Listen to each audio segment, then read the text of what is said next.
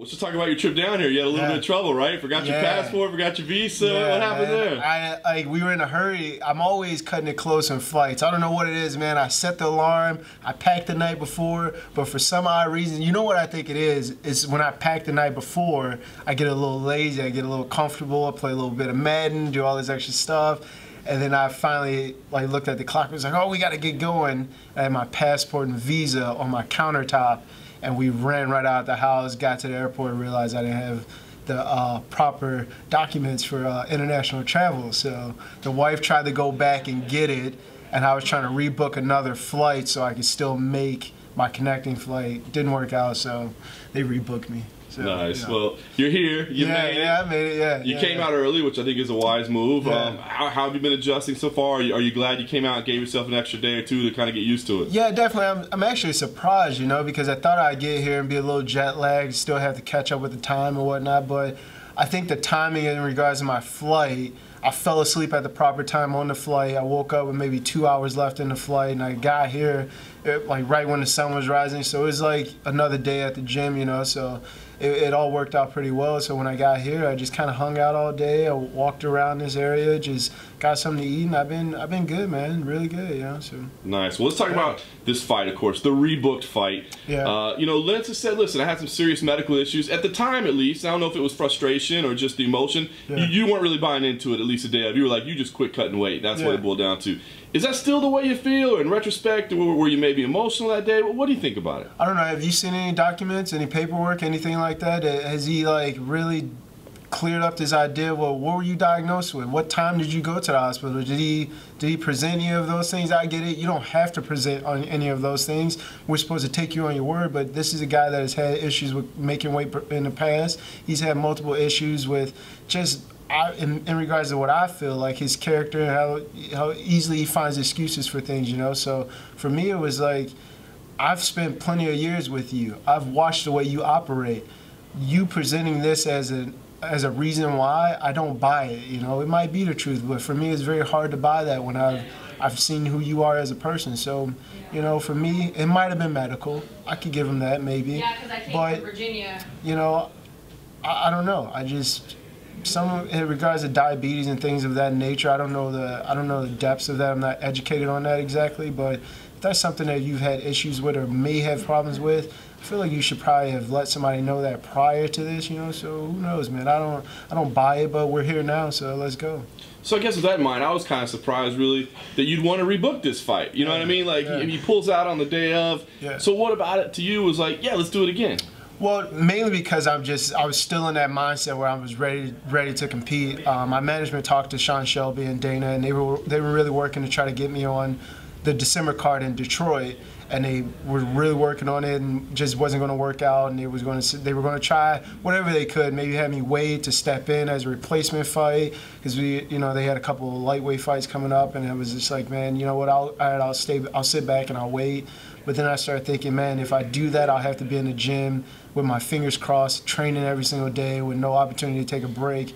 So I called my manager and asked him, I was like, hey, what would they think about rebooking the Nick Lentz fight and just getting it done? Because I'm ready for the guy. I'm ready. I already trained for him. I'm ready to compete. I'm ready to go. So, they called back and they were like, hey, we can make that happen. It's up to you. So I was like, yeah, all right, let's do it. So, you do what you do, Is it a little bit of a grudge match now? I mean, because you guys going in and said, we're former teammates, whatever, but there's no real, but I don't know, now it seems like that's changed a little bit. Is this a little bit of a grudge match now? No, I wouldn't say a grudge match, I definitely don't, I don't think it's a grudge match. I think it's just more me being ready to compete, and it's also one of those things where I recognize I'm 1 and 2 right now. I'm not in that mindset where I want to sit back and wait anymore. I'm ready to get back in there. I think I've addressed a lot of the issues that I needed to address to get back to where I need to be as a competitor, So I'm like, man, I need to put this on display. I need people to see this so I can let them know. And I typically don't think like that, I don't concern myself with fans and some of the media things some of the people think,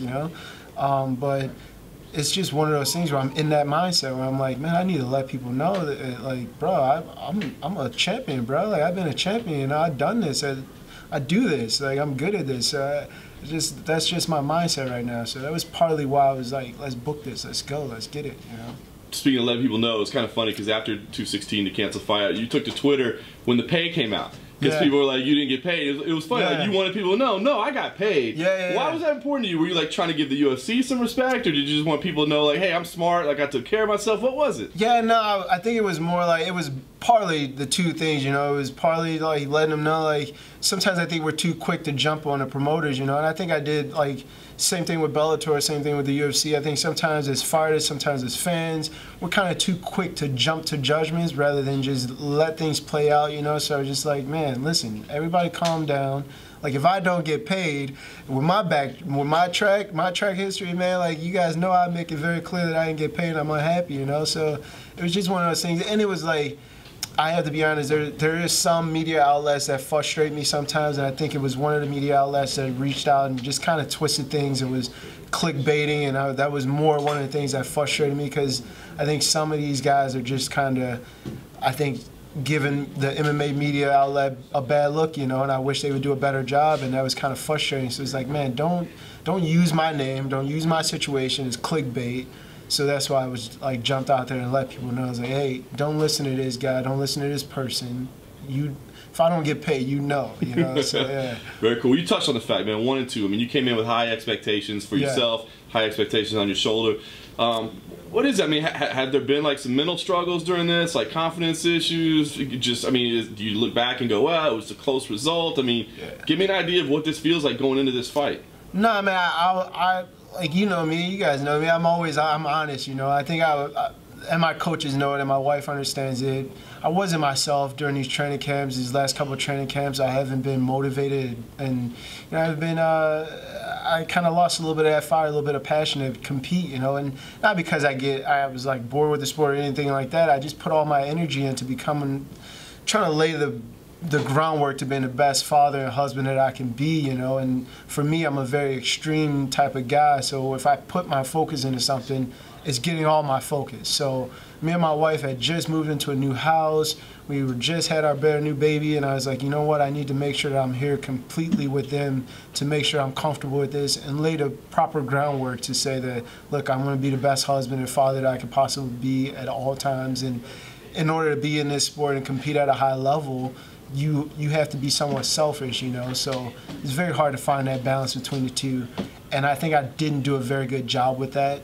So I had to step back and really look at the whole picture and sit down with my coaches and ask them questions and see how they felt about some of the things that I was doing. And you know, there was days I was skipping practice to stay at home with the baby and things like that when I should have made different arrangements, you know. So talking with my coaches, talking with my wife, talking with some of my close family members, and them being completely honest with where I was at just really kind of woke me up and let me know that, dude, you're not alone in this. So you can put all your energy into being the best fighter that you can possibly be, and trust that people outside of that is going to be able to help you be the best father and husband you can be. So I've been able to put my energy back into this fully, so I think I'm focusing back to where I need to be. So this is pretty exciting for you then. You feel like this might be like the first time we're seeing Will Brooks in the UFC? Yeah, man, because I definitely, one of the things that has been a very, very difficult thing for me, because everything I've done in this sport has been motivated off of being bitter and upset and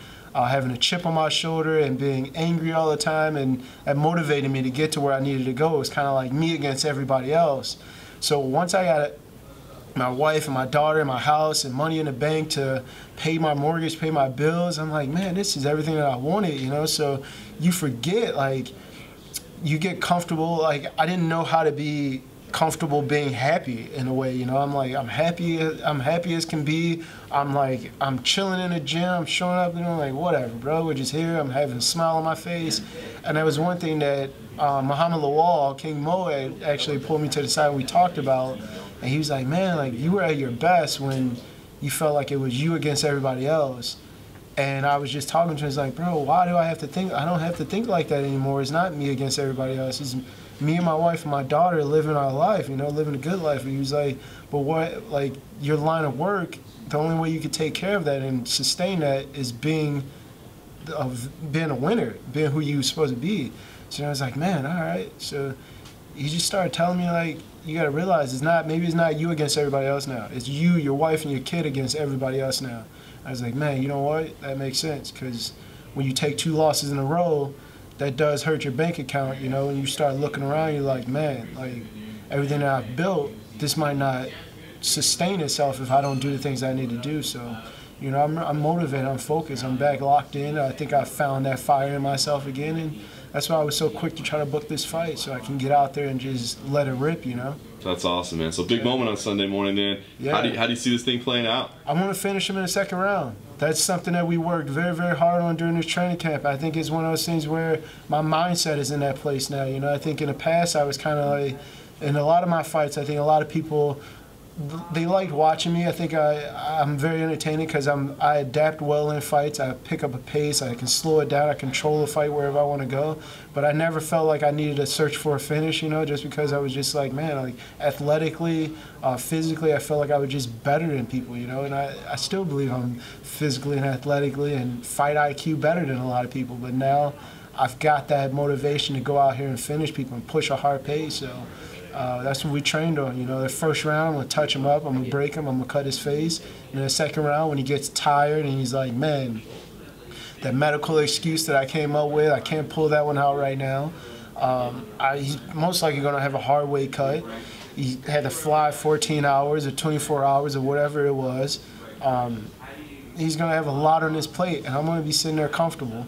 And as soon as he takes that exhale like, oh, man, what do I do? I'm going to show him the exit. In the 2nd round, I guarantee you that one. I guarantee you in the 2nd round I'm putting him away.